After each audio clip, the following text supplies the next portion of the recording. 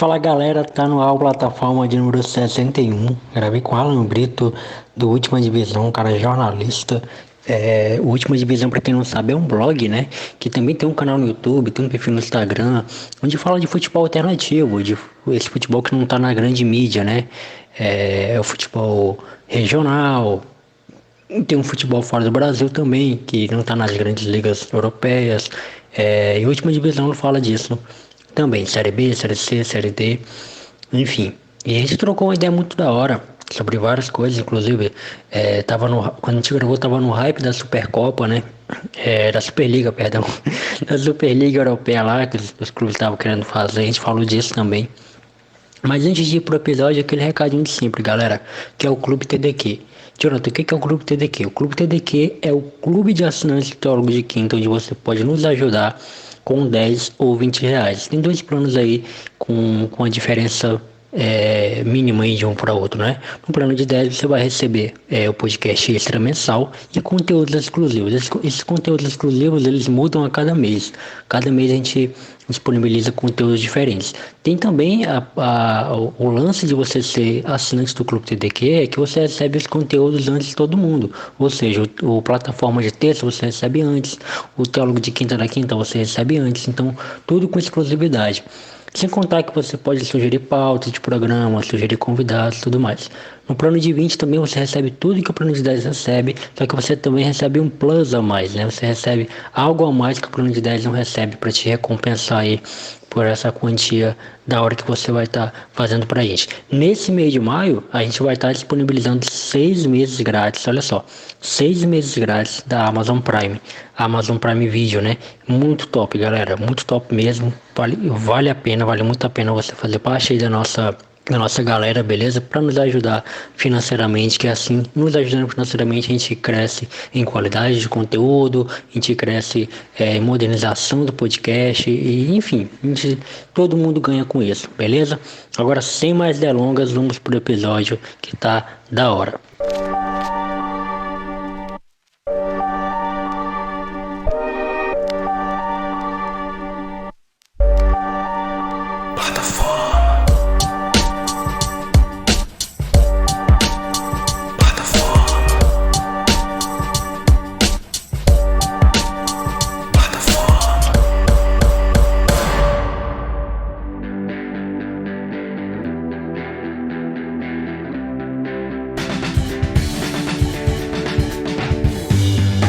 Fala galera, me chamo Jonathan Fernandes, está no ar plataforma de número 61. Estou aqui com o Alan Brito do Última Divisão, cara que eu acompanho já há algum tempo o canal do Última Divisão.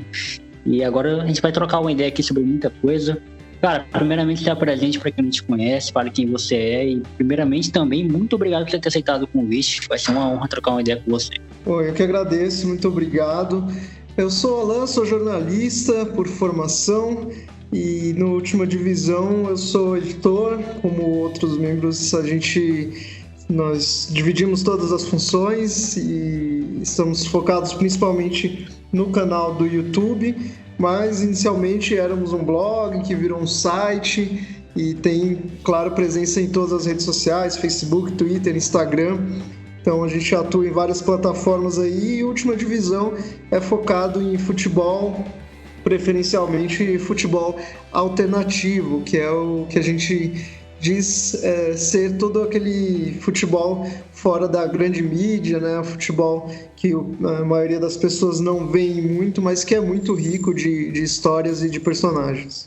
Essa era uma pergunta que eu ia fazer, inclusive, mano. A Última Divisão, ele nasceu sendo um blog ou ele nasceu sendo um canal no YouTube e depois virou um blog? Como é que foi? Ele nasceu sendo um blog. Na verdade, era um blog dentro de um site que existia sobre esportes.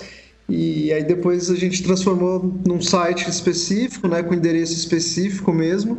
E aí, aos poucos, foi crescendo. E agora mês que vem vai completar 4 anos que a gente está no YouTube. Né? A gente estava precisando dar um passo a mais e aí resolvemos ir para o YouTube e aí foi muito legal. A gente está publicando desde 2017 aí dois vídeos, pelo menos 2 vídeos por semana. Da hora, mano. E você é de onde? São Paulo mesmo? Isso. Eu nasci na capital, agora estou morando em São Caetano do Sul, que é a região metropolitana, né?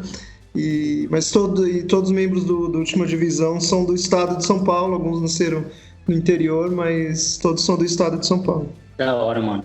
Cara, só explicando como é que funciona o programa, é um programa de bate-papo, né? Eu troco ideia com gente que eu admiro, gente que eu gosto. E, pô, eu conheci a Última Divisão vasculhando o YouTube, né? Também. E eu sou do Acre, sou de Rio Branco. Então, volta e meia, eu pesquiso muita coisa do futebol da região norte, né? Porque geralmente é o adversário do Atlético, que é o time que eu torço, do Atlético Acreano. Então, eu pesquiso muita coisa da região norte e acabei que encontrando o canal de vocês, Última Divisão. E assisti muitos vídeos lá de vocês, inclusive um conteúdo muito da hora.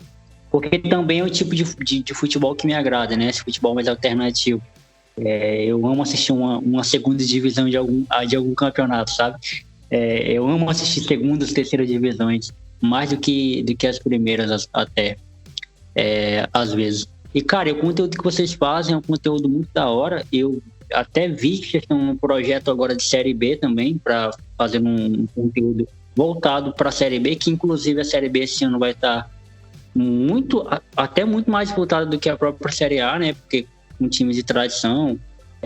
Então conta um pouquinho pra gente de como é que foi esse seu rolê aí de gostar de futebol alternativo, de gostar desse futebol assim que as grandes mídias não comentam muito, né? Conta um pouquinho pra gente. Eu acho que primeiro tem muito a ver com as nossas origens, assim, todo mundo do canal tem um pé ou no interior de São Paulo, ou até em relação a futebol asiático, como é o caso de um dos membros que acompanhava muito futebol asiático, e no meu caso eu tenho ascendência nordestina, do Piauí. Então a gente, por natureza, assim, a gente tinha já uma vontade ali, sempre teve interesse em algum tipo de centro distante do futebol, né? E aí isso se materializou e se concretizou muito através de uma comunidade do Orkut que existia, chamada Futebol Alternativo, e lá se reunia muita gente que se interessava por esses centros distantes do futebol, e aí foi possível perceber que existia um público para isso, né? Existia gente realmente interessada, muitas pessoas que gostavam de acompanhar essas histórias diferentes, esses personagens diferentes, e aí com isso a gente percebeu que dava para produzir conteúdo para essas pessoas. Então começamos a pensar nisso e produzir esses textos e procurar histórias. No começo a gente se dedicava muito a resgatar histórias, e depois começou a se dedicar a acompanhar, fazer cobertura do que está rolando mesmo de mais quente nesse mundo do futebol alternativo. Cara, isso é uma coisa da internet que é muito massa, né? Que possibilita que a gente encontre pessoas que gostam da mesma coisa que a gente, que até então era um mundo desconhecido, né? Eu troquei ideia com o Álvaro Loguro, que ele é da Fiorentina Brasil, que é o time que eu torço também na Itália, né? A Fiorentina. E, cara, eu não conhecia ninguém, eu não conheço ninguém que torce pra Fiorentina, sabe? Então, trocar ideia com ele foi muito massa, que possibilitou eu ter esse encontro com gente que gosta da mesma coisa que a gente. Eu acho que a Última Divisão proporciona isso também, né, pra muita gente. Exato, a troca mais legal que a gente tem é quando a gente conversa com o pessoal que se sente assim, que às vezes se sentia sem saber onde encontrar um conteúdo desse sentido, e de repente encontrou esse canal de comunicação, né? A gente está sempre interagindo com as pessoas, está sempre conversando mesmo, e até pegando sugestões, pegando histórias. O público ajuda muito a gente com sugestões de pautas, com sugestões de publicações do dia a dia, porque ainda que hoje em dia seja muito mais fácil, né, a gente achar conteúdo de futebol alternativo, ainda não é fácil, ainda é um pouco complicado, a gente ainda depende muito realmente das pessoas ajudarem, das pequenas mídias divulgarem um pouco ali, e a gente consegue dar uma voz a mais para elas, né? Uma visibilidade, né? Isso. Porque eu lembro que quando o Atlético fez aquela campanha de 2017, que foi a campanha que ganhou o Brasil, né? Em 2017 ali e 2018 também. ganhou o Brasil, ficou conhecido como o melhor Atlético do Brasil e tal, que deu muito orgulho pra gente. Cara, eu lembro se não fosse, sei lá, o Esporte Interativo falando, transmitindo jogos, se não fosse algumas páginas noticiando e colocando ali, até chegar no Globo Esporte da Globo, né? Chegar ali ganhar uma mídia nacional, talvez a gente não tivesse, tipo, esse reconhecimento, né? Daquele futebol que o Álvaro fez com que o Atlético jogasse naquele ano. E aí, outra coisa também legal que vocês, da última divisão, tá mostrando pra galera, pelo menos chegou até mim, né? Por acompanhar o canal, foi a campanha que a Caldense está fazendo também.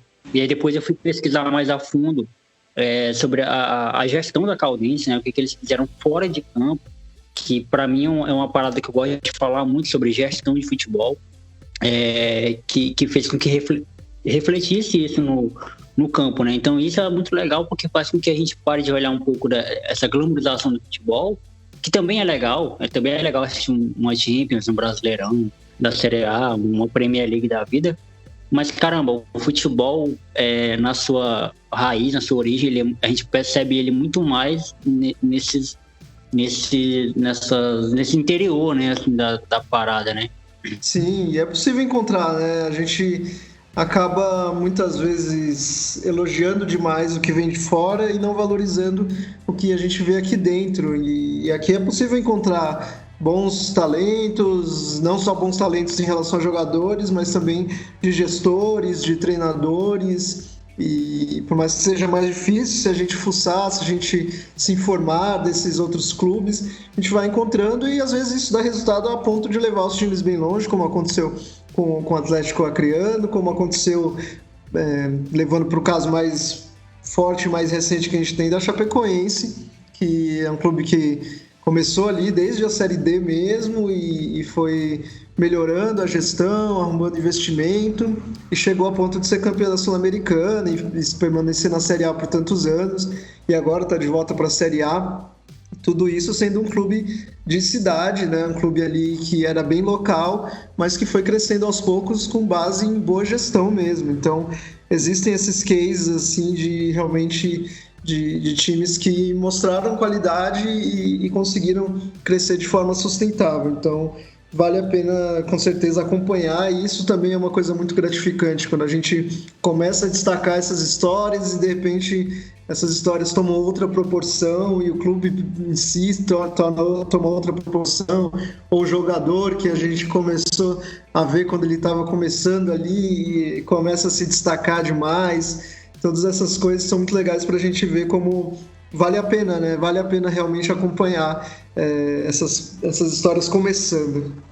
Até o próprio Cuiabá, né? Mais recentemente, o caso mais recente, que, caramba, o Cuiabá veio jogar aqui no Acre, mano, o acesso contra o Atlético Acreano, que foi um jogo que caramba, a gente que daqui, que a gente sonhou tanto com esse acesso, a gente viu como que a torcida do Cuiabá, não veio muita gente, mas veio alguns torcedores, tipo, lá de Cuiabá, com eles, e o quanto que eles são, sei lá, fiéis, mano, ao time, assim. E é óbvio que a gente ficou triste, porque a gente não conseguiu o acesso para a Série B, mas agora ver o Cuiabá na Série A dá um orgulhozinho, sabe, do time, dá um orgulho, porque, caramba, a gente acompanhou, eu particularmente acompanhei o Cuiabá desde na Série D aqui, até a Série C, até agora a Série A, então bate um orgulho e assim, caramba, podia ser a gente e ainda pode ser a gente, sabe, ainda pode ser a gente chegando lá, se a gente organizar a casinha aqui, né, fazer um trabalho melhor, sei lá, investir na base, que nem o Galvez está fazendo agora. O que você acompanha de futebol acreano? Você chega alguma coisa aí para vocês? É difícil. A gente tenta acompanhar por notícias, ver assim, melhores momentos dos jogos mais importantes, né, ler informações sobre um time ou outro. E normalmente a gente se informa quando chega na Série D, porque aí realmente a gente tem o nosso foco, né, de olhar a Série D. Quando está rolando estaduais, é difícil acompanhar tantos estaduais quanto no Brasil, né, são muitos estaduais, então a gente acompanha mais superficialmente, mas a gente consegue se informar e consegue ter essa noção de que alguns clubes estão fazendo um trabalho melhor, outros estão fazendo um trabalho pior, e o caso do Galvez já chegou para a gente desde o trabalho lá da Copa São Paulo, e até vendo alguns resultados de Série D mesmo, alguns jogos de Série D, a gente começa a observar que é um time que parece ter potencial. Sim. Cara, o Galvez tá fazendo atualmente agora, eu não sei se vai durar isso, eu espero que dure, mas ele tá fazendo o que o Atlético fez ali em 2017, pagando contas, tipo, se organizando financeiramente e investindo na base. A base do Galvez acabou de golear o Londrina por 5-1, né? Um jogo que foi fantástico, inclusive. Os caras jogaram 5, eu até apelidei os caras de Galvez de Munique. jogaram muito bem, cara. E, enfim, o time do Londrina ficou em choque. Assim, eles fizeram o primeiro gol, e aí teve uma confusão ali, tipo, brigaram ali acho que 15, 20 minutos do primeiro tempo. Depois o Londrina apagou e o Galvez, tipo, goleou, assim, o Londrina por 5-1. E até nós, acrianos, não acreditamos, né, assim, no que a gente estava vendo ali. E isso é trabalho de base, né, mano? Isso é trabalho de gestão, né? Trabalho de base que faz com que... Agora tem um adversário difícil, né? Tem o Atlético Mineiro pela frente. É mais complicado, mas são 2 jogos. São jogos de ida e volta. É mais complicado. Mas, assim, uma pergunta e que eu acho que faz todo sentido, pelo trabalho que vocês fazem, sobre esse lance da mídia alternativa, né? Que é fazer um trabalho com o futebol alternativo, mas também não só com o futebol alternativo, mas assim, falando uma linguagem que a gente entende, né? Porque a galera entende, porque assim, se você parar para pensar, ou até um papo que eu tive com o Álvaro, né? A mídia tradicional, ela foca muito no lance de debate esportivo, de torcida contra torcida, que é o que dá audiência, né? Você tem que falar como é que tá o Flamengo, como é que tá o técnico do Corinthians. Enfim, você tem que falar sobre isso porque tem que ganhar audiência, prender a audiência. A mídia alternativa tem um trabalho muito da hora que faz com que o torcedor do clube entenda como é que tá o seu time, se sinta representado, e isso também atrai patrocinadores, também atrai público, né? Sim, exatamente. A gente tem que saber falar sobre esse lado alternativo do futebol, falar da maneira mais atraente possível para que a gente consiga atrair, né? Claro que é um público menor, mas se você souber comunicar, se você conseguir realmente adequar a linguagem, adequar o recorte específico da notícia, da história, eu acredito que você pode atingir um grande público, consegue ter, mesmo trabalhando ali para um público nichado, você consegue atingir um público maior. E isso vai muito sim da linguagem, e eu acho muito importante uma coisa que é de edição, assim, sabe? De você saber como dar uma notícia e escolher exatamente os pontos que podem chamar a atenção de outras pessoas. Então, se você vai falar do futebol acreano, que atingiria ali o público do Acre e o público do Norte, mas se tem uma história mínima que possa atingir um público maior, vale a pena muitas vezes você falar dessa história específica, e aí no meio você coloca a informação que interessa para o público do Acre e para o público do Norte. Aí assim você consegue abranger um público maior, né? Você chama a atenção do público maior e coloca informação também para aquele público menor. Então, é isso que a gente tenta fazer muitas vezes para exatamente conseguir mais atenção. A mídia alternativa, o trabalho que vocês fazem é muito importante para a gente que gosta do futebol como um todo, né? Na mídia local, né? Mais o mesmo, é uma notícia rodada. Eu vou ter que ir para as redes sociais, onde eu encontro mais informações, poder ver como é que está inclusive o mercado da bola, quais jogadores que estão saindo, chegando, como é que tá. Eu vi que vocês fizeram uma live muito da hora sobre cada grupo da Série D. A gente se sente representado vendo alguém falando sobre os times, né? Exato, a gente falou agora sobre os grupos da Série D recentemente, e agora, semana passada, falamos sobre os times da Série B, os times da Copa do Brasil, né, que rolou o sorteio. Então a gente sempre tenta se esforçar para falar o máximo possível dos clubes. É claro que é difícil, a gente tem limitações inúmeras, tanto de de buscar informações, quanto de tempo também, porque ninguém se dedica 100% ao projeto, mas a gente se esforça e eu acho que deveria haver um esforço maior por quem tem mais poder aquisitivo, né? Porque se a gente com um site pequeno, com uma plataforma pequena, consegue fazer algum trabalho, você imagina se tivesse vontade de quem tem mais poder, de quem tem recursos para isso, se tivesse realmente mais desejo, enxergassem esse potencial, daria para fazer um trabalho muito bonito e muito importante realmente para o futebol brasileiro. E aí eu acho que, é muita falta de interesse também. A gente já falou também do ponto comercial da parada, de ter que falar dos clubes paulistas e cariocas, enfim. Mas, caramba, sei lá, se você tem 1 hora de programa, você passa 50 minutos falando de Flamengo, Corinthians, São Paulo, será que não tem como tirar, né, 10, 15 para falar da Série B, da Série C, da Série D? A gente não tá pedindo para você passar o programa todo falando de Atlético Acreano, de Remo, de Paysandu, de River, né? A gente não tá pedindo para você passar um programa todo falando, mas, caramba, dá um foco, né? Fala um pouco do trabalho dos clubes da Série D, do investimento, de como estão se organizando, de como que isso, em um time pequeno sendo feito, pode refletir num time grande que não está fazendo isso. A gente vê muita gente falar, tipo assim, tem uma galera que é pró término dos estaduais, né? Tem que acabar estadual, tem que... Caramba, e aí onde é que vai ficar o Volta Redonda? Onde é que vai ficar o Bangu, né? Onde é que vai ficar o Novo Horizontino? Onde é que vai ficar... Eu acho muito, sabe, estranho, mano, a gente achar que o futebol é só Série A. A gente achar que o futebol é só os 20... Foi o que aconteceu, a gente vai entrar nesse tema polêmico, né, agora da Superliga, né? O Florentino Pérez acha que o futebol se resume àqueles 12 times ali. Sem aqueles 12 times, o futebol não existe, né? O futebol só existe porque aqueles 12 times existem. Prepotência do caramba, né, mano? Exato.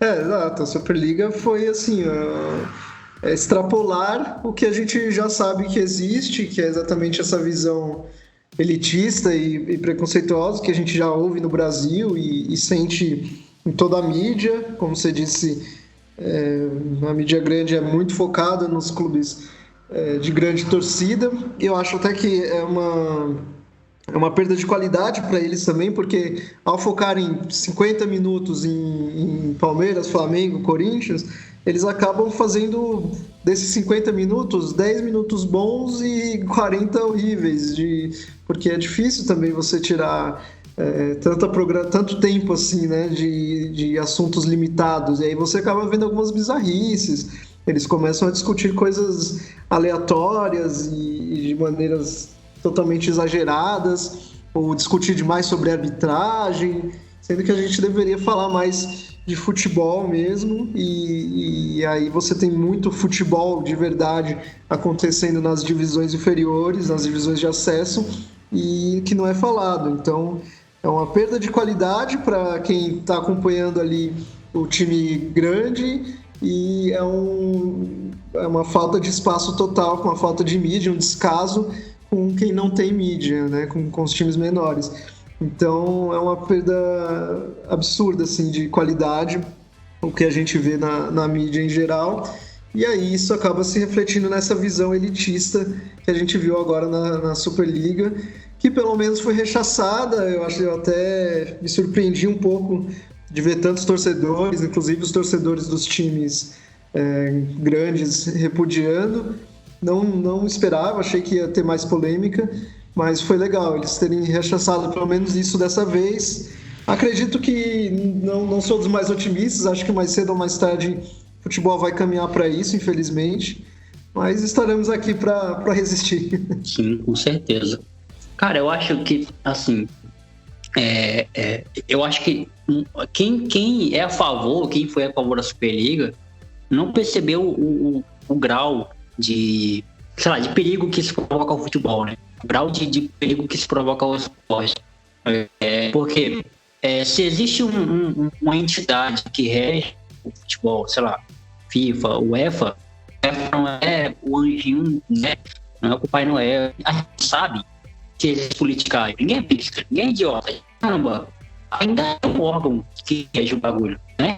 Então, assim, você chegar com o cara e dialogar, sei lá, monta um sindicato ali de jogadores, de presidente, pá, vamos falar com o UEFA. É muito mais fácil você reivindicar, né? Você trocar uma ideia com um órgão que gere o negócio, do que você criar um negócio à parte que vai contra totalmente a uma federação que existe há tempos, há anos, não é que a UEFA nasceu. A UEFA tá aí há mil anos, né? A FIFA tá aí há mil anos. Tudo por um falso argumento, uma falsa ideia de que é para salvar o futebol. E eu acho que esse ponto foi o que mais me incomodou na fala toda do Florentino Pérez, foi isso, para salvar o futebol. Pô, o futebol não tá morrendo para você querer salvar ele. Ele não tá morrendo. Cada dia que passa, você vê cada vez mais um moleque gostando de futebol. É porque o Florentino Pérez vive num paralelo. Exato. Vive numa outra realidade, só pode. Porque, caramba, aqui na minha rua, o que tem de moleque com camisa de time, e você quer dizer pra mim que o futebol, sei lá, as crianças estão perdendo interesse por futebol? Eu não acho. Eu também penso isso. Que ele é muito foco em dinheiro. Aí eles já vinham tendo uma perda de dinheiro, tiveram uma perda de dinheiro absurda por causa da pandemia, claro.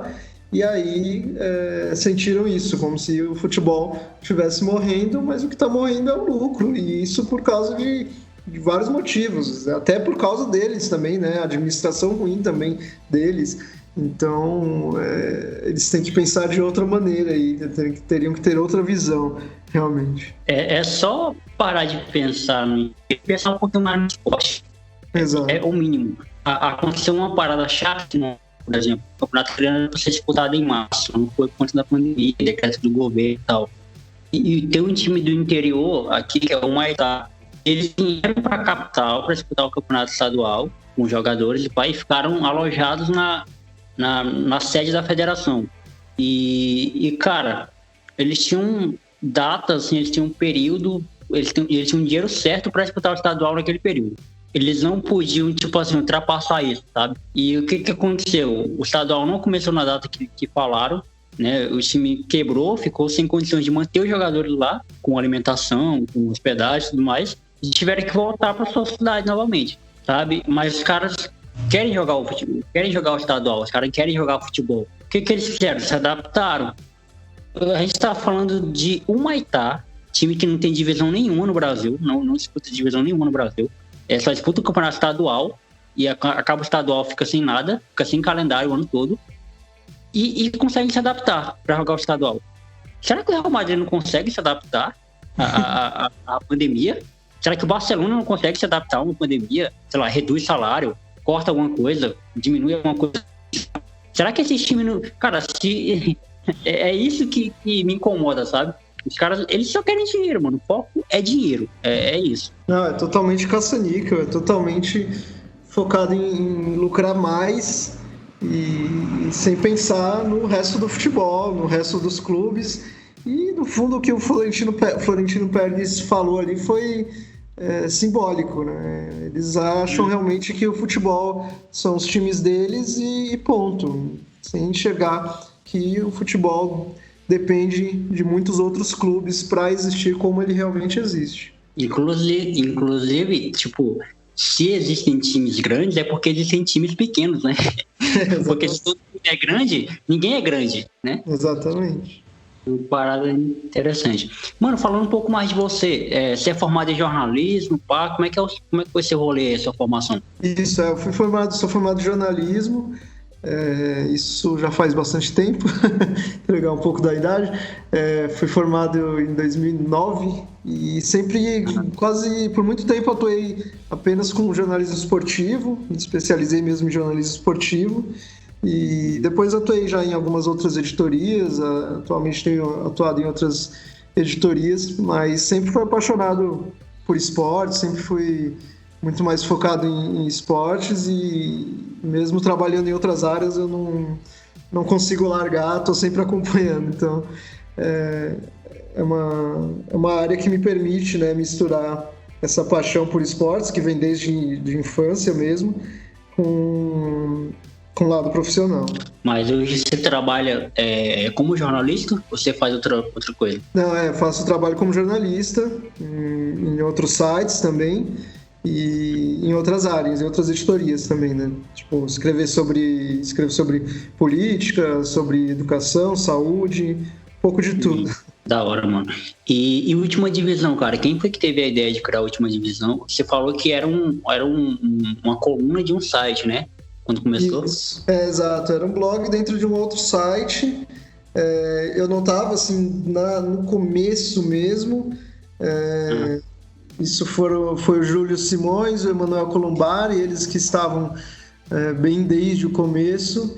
E o foco foi mesmo isso, assim, depois de perceber que existia uma comunidade, que existia um público com interesse nesse assunto, eles resolveram criar ali um site que tivesse foco voltado para essas pessoas, né, para quem tinha interesse em futebol alternativo.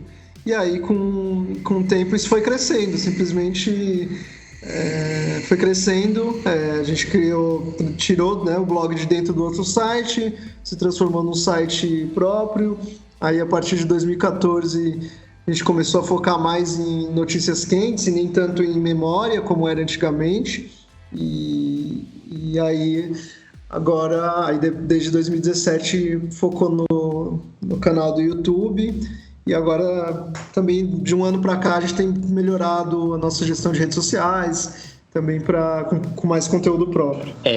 Já teve casos assim, de vocês receberem notificação de clubes, agradecendo pela divulgação de algum trabalho, ou até mesmo um treinador, um jogador que veio falar com vocês pelo trabalho que vocês fizeram, porque eu percebi que vocês têm uma notoriedade muito legal para trabalhos, assim. Até o próprio exemplo que eu citei da Caldense, né? E isso, cara, isso tem um peso enorme para um time que tá ali fazendo um trabalho. Todo mundo quer ter seu trabalho reconhecido, né? Então, quando tem uma página que nem a Última Divisão fazendo uma divulgação assim, acredito que enche de orgulho assim, um pouco a galera. Então, vocês já receberam esse feedback positivo de algum time? Já aconteceu sim, algumas notícias, normalmente alguns comentários, normalmente de jogadores, eles estão sempre de olho, né, em redes sociais atualmente, então já aconteceu de a gente publicar lances, publicar memes, e aí eles republicarem ou responderem, e de clubes assim é um pouco mais difícil institucionalmente, porque os perfis são institucionais, então as pessoas não costumam usar perfis institucionais para agradecer pessoalmente, mas já aconteceu também, teve um clube do Maranhão e recentemente até a gente andou conversando com a presidente do Brasiliense, que comentou, elogiou a página e tudo mais. Então tem alguns retornos legais, sim. O pessoal a gente está conseguindo. Normalmente esse retorno vem pelas redes sociais. Como a gente está crescendo as redes sociais de um tempo para cá, então a gente está atingindo um público maior e conseguindo esse tipo de feedback. Da hora. Eu troquei ideia também com o Jorge, mano. Jorge, eu não sei se você conhece, Jorge Cadolac. Ele tem um canal no YouTube, que também é um podcast. Ele conversa com jogadores brasileiros que jogam fora do Brasil, né? Mas não estão nas grandes ligas, por exemplo, na Hungria, na Malásia, enfim, no Japão. E, cara, muitos desses jogadores, eles saem de times assim, mano. De times, tipo, Série D. Às vezes o cara nem vai pro profissional, na base mesmo, ele já vai pra fora. Também é uma mídia alternativa muito da hora que ele faz, que ele troca ideia. E, cara, e são esses jogadores que vocês percebem, né? Eu vi que vocês fizeram uma postagem recentemente sobre eu não vou lembrar o nome do jogador, porque o nome do jogador é engraçado. Vê se você me lembra aí. Que é até o que vai pegar o Palmeiras agora na Copa do Brasil. Que vai pegar o Palmeiras na Copa do Brasil é o CRB. Não, então não é o CRB, eu acho. É outro time. Nome engraçado, é o Tobinha? Isso, é o Tobinha. O Tobinha é uma história legal pra caramba, que ele é um jogador que era amador, ele já tem uma idade razoável, assim, e só tem um ano de profissional, porque ele era um jogador que se destacava no futebol amador e recebia um bom dinheiro no futebol amador da Bahia. Então, ficar se arriscando em times pequenos do futebol profissional não valia a pena para ele. E, por outro lado, o futebol amador pagava bem para ele. Mas aí, por causa da pandemia, o futebol amador ficou mais fraco, ele se arriscou no Atlético de Alagoinhas e começou a se destacar muito. E agora foi para o Brasiliense. Está no Brasiliense, que vai enfrentar o Grêmio na Copa do Brasil. E ele está começando a se firmar assim, no Brasiliense. Ele chegou meio devagar, estava sendo reserva pelo menos o que acompanhei de notícia é que ele estava ainda com algumas dificuldades físicas, mas acho que ele está entrando em forma e pode dar trabalho para o Grêmio aí na Copa do Brasil. E tem esse apelido engraçado aí que rende muita brincadeira. Sempre, né? A gente sempre brinca e outras páginas também, porque é divertido demais, né? E é cada vez mais raro, né? Atualmente no futebol a gente vê todo mundo com nome e sobrenome e os apelidos são muito raros, infelizmente. Caramba, na Série D tem muito, cara, tem muito, tipo, nomes engraçados, assim. E, mano, eu vi vocês publicando lá sobre isso. E às vezes é esse tipo de jogadores, mano, que vai pra fora, assim, que faz uma carreira lá fora, que vira ídolo lá fora, e aqui no Brasil a gente nem conhece o cara, não sabe nem de onde que ele saiu, né? Sim, cada vez mais frequente. O mercado tá aberto e buscando gente cada vez mais jovem, né? Eles querem realmente formar os jogadores da maneira que é ideal para o clube deles, então eles buscam os jogadores bem jovens para que eles sejam formados bem no modelo do clube mesmo. Cara, e tem uma galera, principalmente ali na Ásia, na Europa também, que ama o brasileiro, né, mano? Amam o futebol brasileiro. Cara, eu acompanho a J-League, tanto a primeira divisão como a segunda, e, cara, o que tem de brasileiro nos times, velho, tem muito brasileiro, assim, o pessoal ama. Assim, no Japão até é explicado por conta do Zico, né, ali no Kashima e tal. Mas na China também, na Coreia, tem muitos jogadores brasileiros e esses caras estão todo tempo olhando pra cá, né, mano? Assim, o que o brasileiro não faz, que é olhar pro próprio futebol, os gringos fazem muito bem, né? Exatamente. O futebol asiático está sempre contratando. Você vê quando abriu aí essa possibilidade dos chineses contratarem muita gente, eles realmente se abriram pro futebol internacional e as empresas de lá começaram a investir, eles vieram para cá e contrataram um monte de gente, uns 3, 4 anos atrás, e o futebol chinês ficou realmente lotado de brasileiros. Agora eles estão tendo até que criar mecanismos para controlar isso, porque o futebol local precisa ser estimulado também. Mas se dependessem deles, eu tenho certeza que contratariam ainda mais brasileiros. Com certeza. Mano, assim, para fechar o nosso papo aqui, uma coisa que eu sempre, quando eu estou falando de futebol com alguém, principalmente com alguém que manja de futebol, nesse sentido, assim, mais de calendário, a gente sabe que o calendário do futebol brasileiro, ele tá longe de ser perfeito, tá longe de ser até o ideal, assim, mas a Série D tem um sistema de disputa muito... eu costumo até dizer que torturante, mano, assim, porque são 64 times disputando 4 vagas de acesso, né? Sei lá, pô, é tortura, eu não sei dizer outra palavra, assim, tipo, você coloca 64 times para disputar 4 vagas para um acesso, né? Beleza, vai ter calendário, vai ter receita, vai ter, enfim, mas caramba, não teria como fazer sei lá, criar uma outra divisão, criar uma série E, uma série F, ou uma divisão regional, para poder, sei lá, até abrir vagas para mais times que não tem calendário, por exemplo. Eu vi até, eu não sei se foi no canal de vocês, porque eu acompanho outro canal aqui parecido, vi que surgiram novos times em 2021. Agora eu lembrei, não foi no canal de vocês, foi no outro canal. 5 times que nasceram em 2021. Então, tipo assim, tá nascendo mais times, inclusive. E caramba, ver tantos times, até de tradição, ficando fora de competições nacionais, né? Tanto Copa do Brasil como Brasileirão. Cara, o que você pensa sobre isso, assim, sobre esse calendário absurdo, né? E e viagens longas também. O Atlético Acreano em 2017 penou, porque caiu num grupo de juventude, tinha que viajar lá para o sul, e depois viajava para o Nordeste para pegar o Náutico. Enfim, infelizmente a gente que é daqui do Acre, a gente vai ter que se adaptar a isso, né? Como os times do lado do sul também se adaptam para jogar o campeonato com gente do Grande Centro. Mas você não acha que não daria para criar, sei lá, uma nova divisão? Ou você acha que não dá porque a CBF não está nem aí para isso? Eu acho que exatamente esse é o ponto, é a questão da CBF. Eu acho que seria possível se a gente tivesse mais apoio da CBF, partindo desde os times ali da Série C, que já tem pouquíssimo apoio, pouquíssima renda, por exemplo, faz muita diferença na Série A e na Série B, é a renda de TV, e na Série C você ainda tem um mínimo ali atualmente da Zene, e na Série D você não tem nada.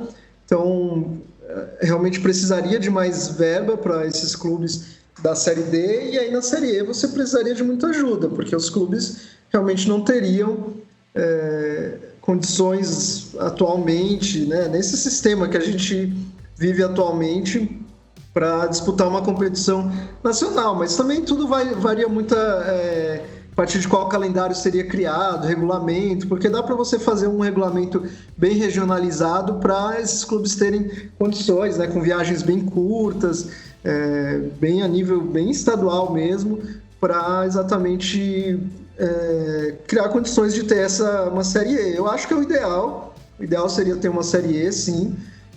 Não sei exatamente se eu necessariamente se a solução seria inchar demais uma Série E. Eu acho que eu colocaria mais clubes para a Série B e para a Série C, sabe? E aí não deixaria uma Série E tão inchada. Acho que esse cuidado precisa ser feito, mas com certeza dá para a CBF, daria para a CBF fornecer essa ajuda, criar mais recursos, exatamente para a gente poder ter uma Série E tranquila, que facilitaria a vida de todos os clubes. Mas eu acho, infelizmente, que é muito utópico, assim. Eu não tenho a menor fé que isso vai acontecer, ainda mais agora. Acabou de sair notícia em relação a prejuízo da CBF por causa da pandemia. Então, com esse prejuízo da CBF, mais anos aí vão se passar sem que ela... com ela dizendo que não tem recursos para bancar uma nova divisão, enfim.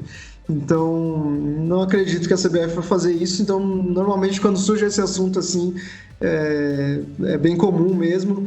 Eu já digo que não acredito nisso. Infelizmente, a gente tem que se contentar com essas 4 divisões mesmo e buscar soluções melhores para elas, né? Regulamentos melhores, novas verbas, e isso já ajudaria muito, porque uma Série E, infelizmente, é bem improvável.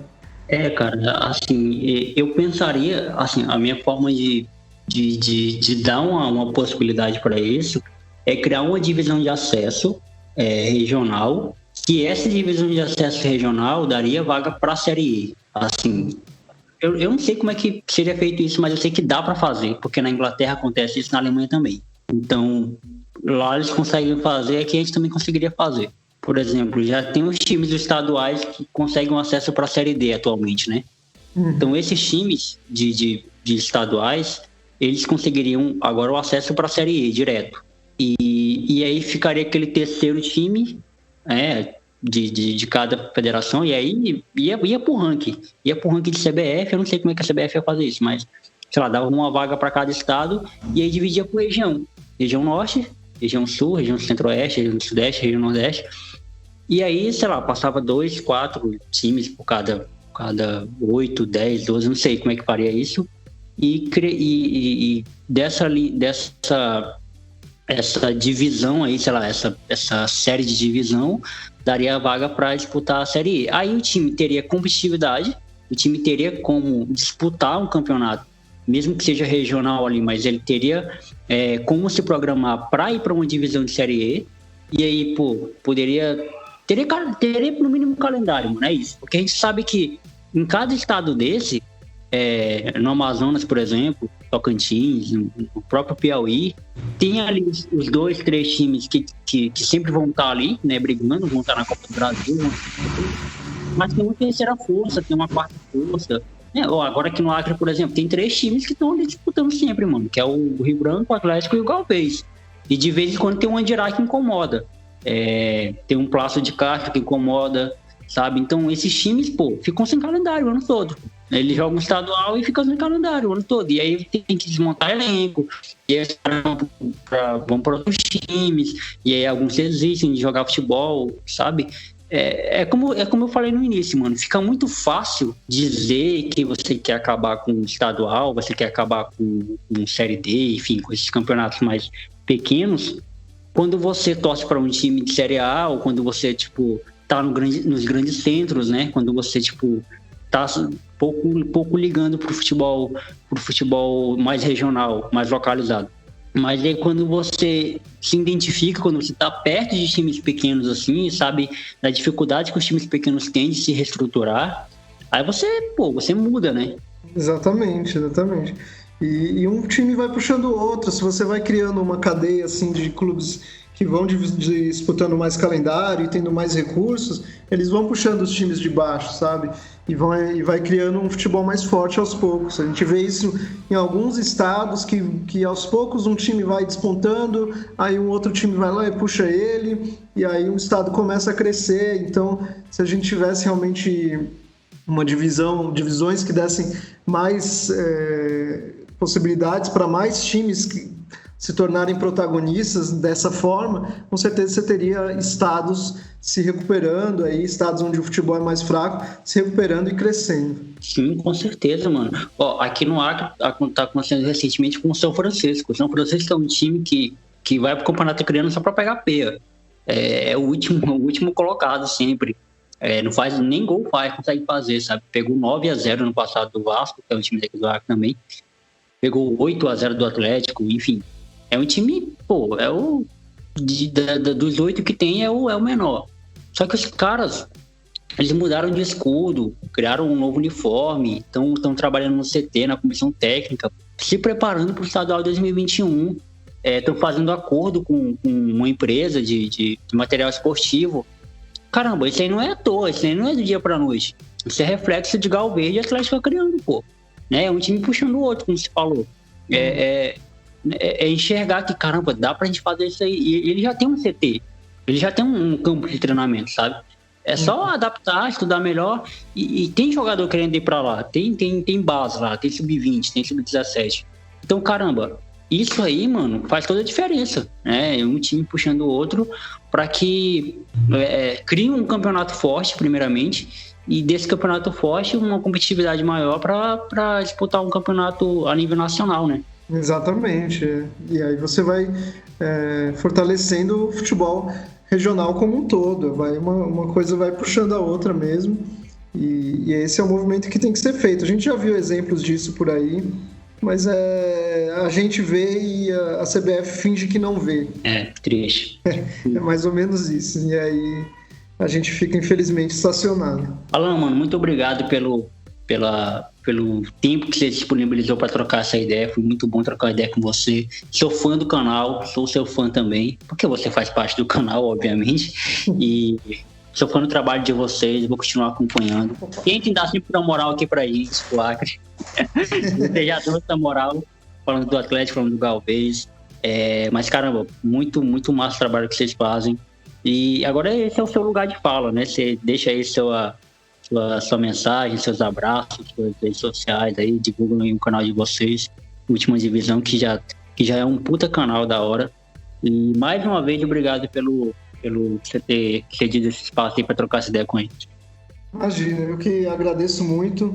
É super especial para a gente poder falar com você, principalmente pelo fato de ser do Acre, porque a gente quer sempre se informar e falar mais sobre o Estado, sobre o futebol do Estado, e já deixo o meu compromisso, com certeza, de falar muito sobre o Estado na Série D. A gente vai ter participações aí super especiais, realmente, do Galvez e do Atlético.